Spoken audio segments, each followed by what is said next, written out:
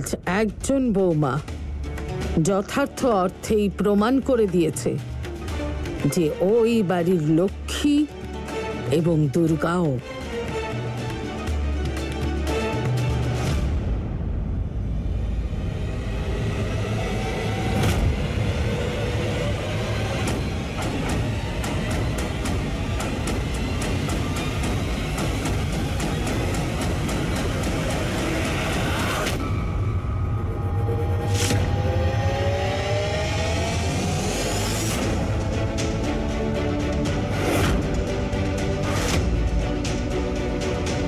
এত অল্প বয়সেও এমন বুদ্ধিমত্তা দেখিয়ে তুমি আমার দৃষ্টিতে তোমার জন্য সম্মান আরো অনেক বাড়িয়ে নিয়েছ।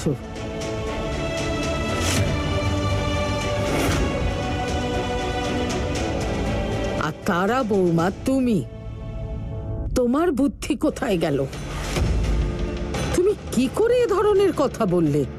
আরে এই বাড়িতে ডিভোর্সের মতো কথা কারোর মুখে তো দূরস্থ, কখনো কারোর মাথায়ও আসেনি হয়তো। আর তুমি তুমি কত সহজেই সব অতিথিদের সামনে বলে দিলে। তুমি কি করে ভুলে গেলে তুমি কোন পরিবারের বউ?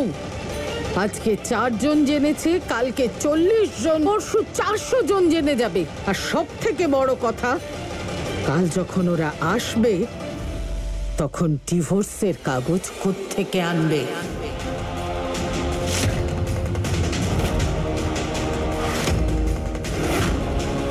কোত্থেকে আনবে তুমি?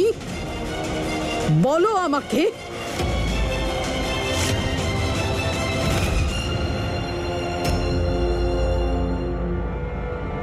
মা ঠাকুরন, মা ঠাকুরন, মা ঠাকুরন, বলো আমাকে, কোত্থেকে আনবে তুমি? মা ঠাকুরন, আপনি চলুন, চলুন আমার সঙ্গে। আমি এমনি এমনি কথাগুলো বলিনি। আমি খুব ভালো করে জানি যে এই 24 ঘন্টায় আমাকে কি করতে হবে। আর এইবার আমি খুব ভেবে চিন্তেই খেলাটা খেলেছি।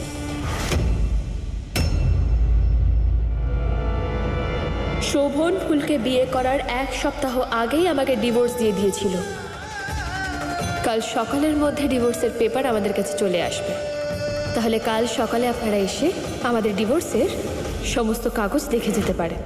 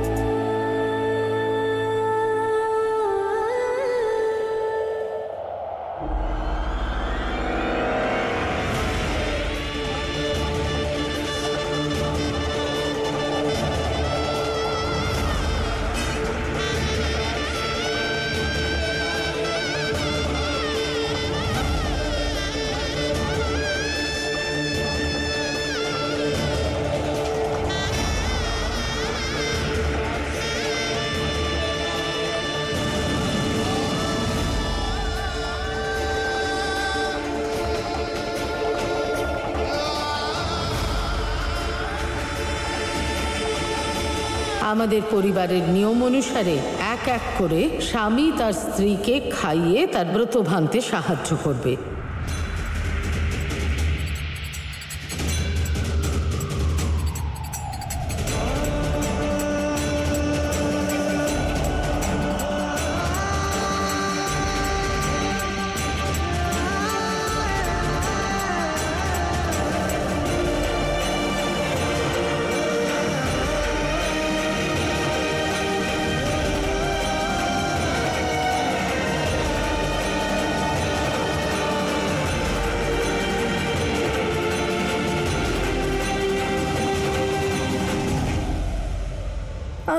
আপনি আপনি আমাকে জল কেন খাওয়ালেন?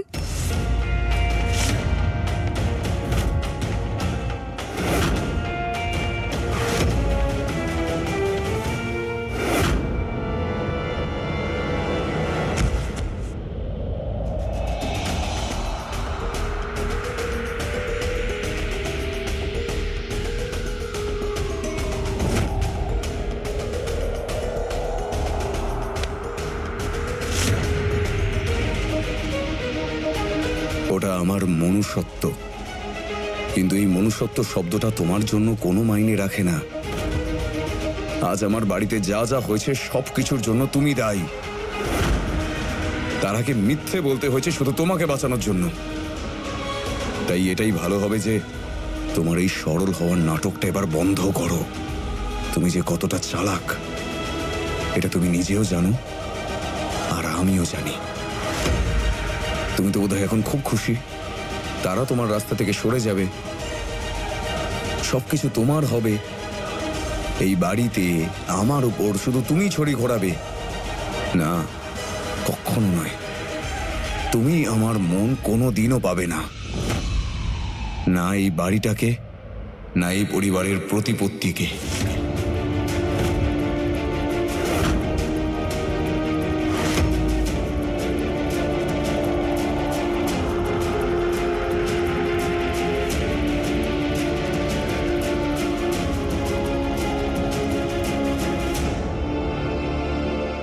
আজ আমার বাড়িতে যা যা হয়েছে সবকিছুর জন্য তুমি দায়ী। তার আগে মিথ্যে বলতে হয়েছে শুধু তোমাকে বাঁচানোর জন্য। আমি জানি এই রাগের কারণ আপনারা তারা দিদির বিচ্ছেদ। শোভনবাবু এই জন্যই এত রাগ করে আছেন, কিন্তু আমি এই বিচ্ছেদ হতে দেব না। কারণ যখন দুজন স্বামী স্ত্রীর বন্ধনে আবদ্ধ আছে, সেই সম্পর্ক ভাঙবে না। এখনকার জন্য যদি এই বিয়ে ভাঙতে হয় ভাঙতে দাও, তাতে কিচ্ছু যায় আসে না। কিন্তু আমি সন্তান নিয়েই ছাড়বো ওই ফুলের কাছ থেকে। আমার শোভনের জন্য অত চিন্তা হচ্ছে না। ওকে তো আমি আমার প্রেমের জালে ফাঁসিয়ে আরো একবার বিয়ে করে নেব বাচ্চাটা পেয়ে গেলে। শুধু একবার আমার উপর থেকে এই কলঙ্কটা মুছে যাক। যাই বলুন দিদিমণি, মানতেই হবে এই বিপদটা এসেছে ঠিকই, কিন্তু আপনার মাথা খুলে দিয়েছে। যতদূর পর্যন্ত আপনি ভাবতে পারেন ততদূর তো কোনোদিনও ভাবতেই পারতাম না। ভাবতে হয় জয়তী, জরুরি তাই না? নিজের জন্য জরুরি।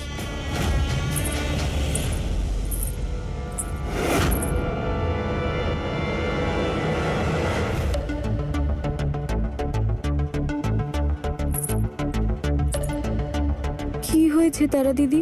তোমার কি শরীর খারাপ লাগছে?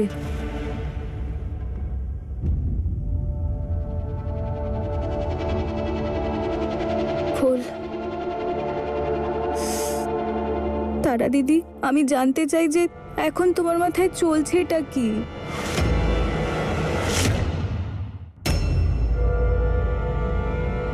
ফুল, আগামী 24 ঘন্টায় শোভন আর আমার ডিভোর্স হয়ে যাবে।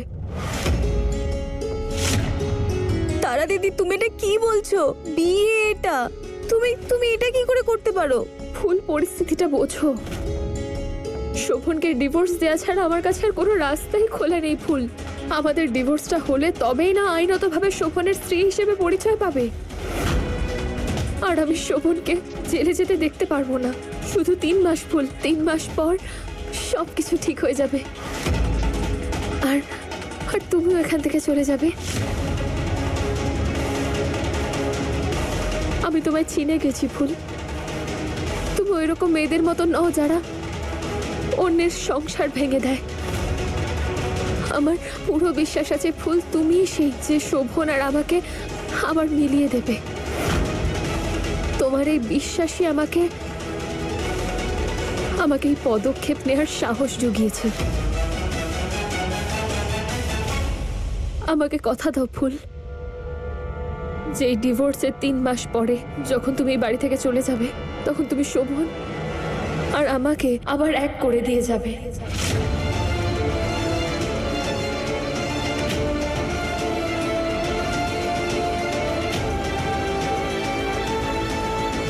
আমি কথা দিলাম তোমাকে তারা দিদি।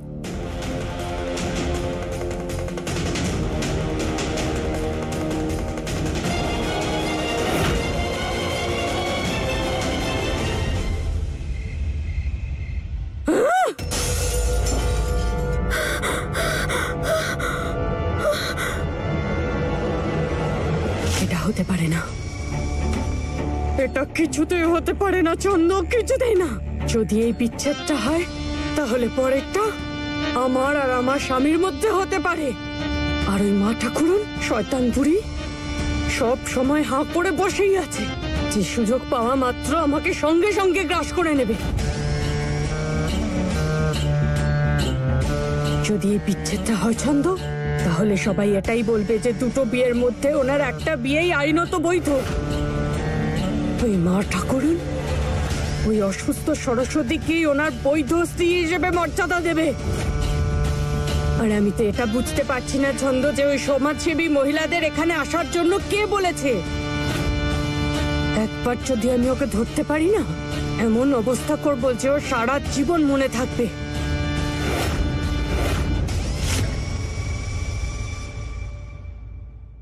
স্মল গিন্নিমা, আমার আপনাকে কিছু বলার আছে।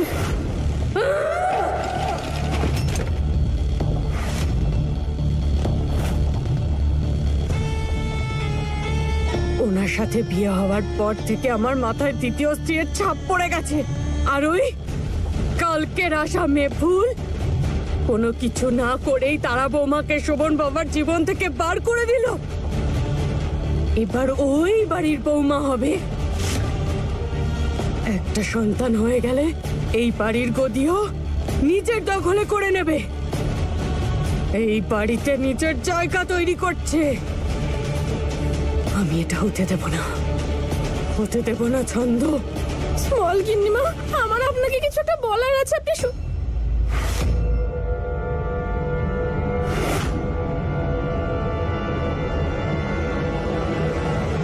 এসবের মানে কি?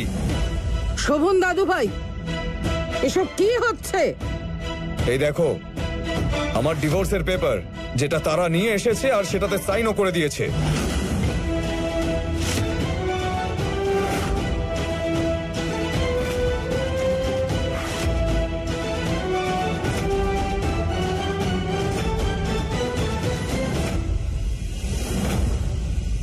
তোমার রাগার কারণ আমি বুঝতে পারছি শোভন, কিন্তু আমার কাছে তো আর কোনো রাস্তা খোলা ছিল না। আমি কি করব? ওই সমাজসেবার মহিলারা, ওরা শুধু আমাদের সকাল পর্যন্ত সময় দিয়েছে। যদি আইনি ভাবে আমাদের ডিভোর্স না হয় তো জানি না কাল ওরা কি করবে। ওরা হয়তো অনেক কিছু করতে পারে, তোমায় জেলে নিয়ে চলে যাবে শোভন। না না না, আমি বেঁচে থাকতে আমি এটা কিছুতেই হতে দিতে পারি না। তোমার কোনো বিপদ আমি হতে দেব না। আমি যা যা করেছি তার জন্য তো আমার জেলই হওয়া উচিত। আমি চলে যেতাম জেলে, কিন্তু এই সিদ্ধান্তটা তুমি একা কিভাবে নিলে? তুমি আমার স্ত্রী, একটা সম্পর্ক রয়েছে আমাদের, আর সেই সম্পর্কটা জাল বা মিথ্যে নয়। আর যদি মিথ্যে থাকে তো সেটা হলো এই ডিভোর্স। তুমি যাই করে নাও, আমি এটাতে সাইন করব না।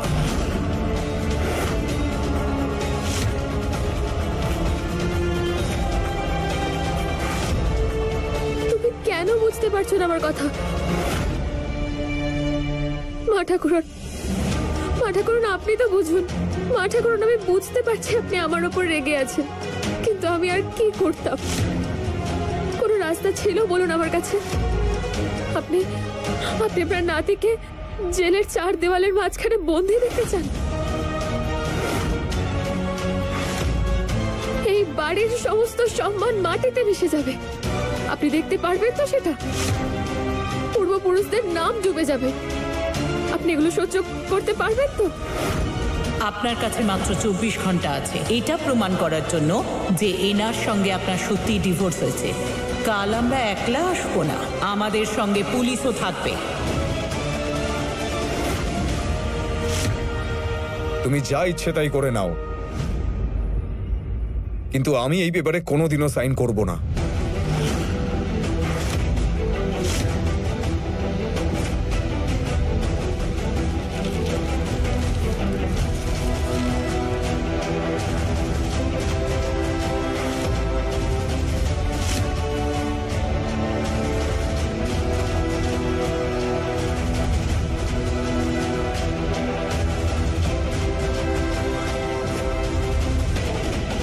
জেলে গিয়ে অন্য লোকের চোখে ছোট হয়ে যাওয়া অনেক ভালো, কিন্তু এই দোষটা করে নিজের চোখে আর নিচে নামতে পারছি না।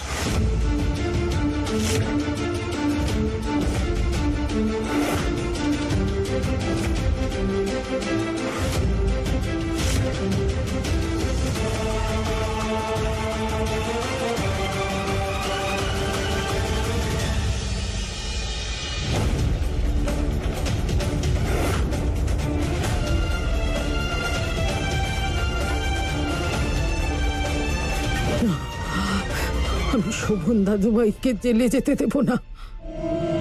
আমি শোভন দাদুভাইকে জেলে যেতে দেব না। শোভন দাদুভাই!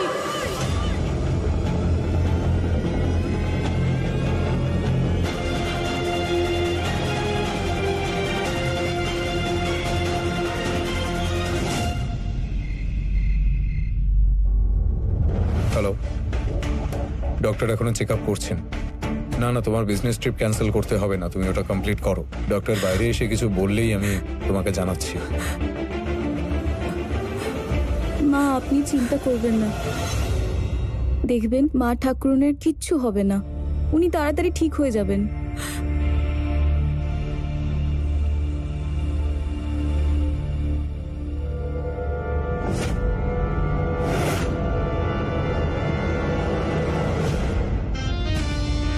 শয়তানপুরী সবার চোখের মনি, এত তাড়াতাড়ি শেষ হবে না। সবাই ফালতু চোখের জল নষ্ট করছে, কিন্তু এটাই ভালো যে ওনার কিছু হয়ে যায় আর বিছানাতেই শুয়ে থাকো, তাহলেই এই বাড়ির গদির ক্ষমতা আমার হবে।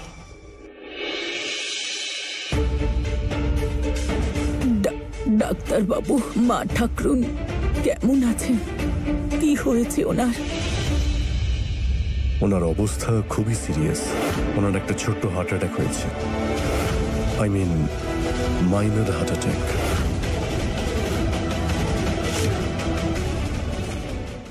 আপনাদের ওনাকে খেয়াল রাখতে হবে, চেষ্টা করবেন ওনাকে সবসময় শান্ত রাখতে।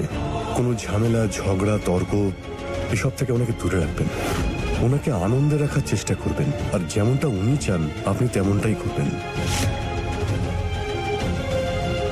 ভগবান না করুন এরকম অ্যাটাক যদি আরেকবার হয়, তাহলে ওনাকে বাঁচানো যাবে না।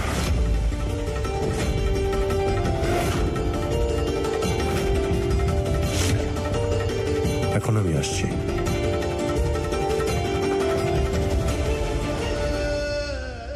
শোভন, তুমি শুনলে তো ডক্টর কি বললেন? মাথা ঘুরে যাওয়ার আগে মা ঠাকুরন এটাই বলছিলেন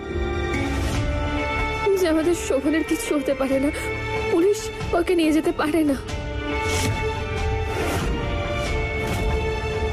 তুমি একবার ঠান্ডা মাথায় ভেবে দেখো, যদি কাল ওই সমাজ সেবার মহিলারা আসেন আর ওদেরকে এই কাগজটা না দেখায়, তাহলে তাহলে ওরা সত্যি তোমায় পুলিশের কাছে দিয়ে দেবে। আর তারপর কি হবে? মা ঠাকুরন কি এগুলো সহ্য করতে পারবে? মা ঠাকুরনের জন্য এই কাগজগুলো সই করে দাও।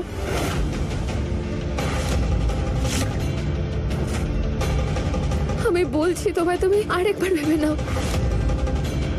মা ঠাকুরনের জন্য ভাবো।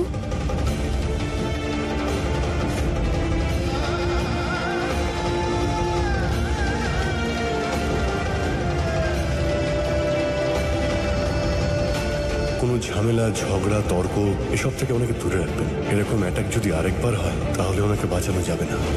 মা ঠাকুরনের জন্য এই কাগজগুলো সই করে দাও।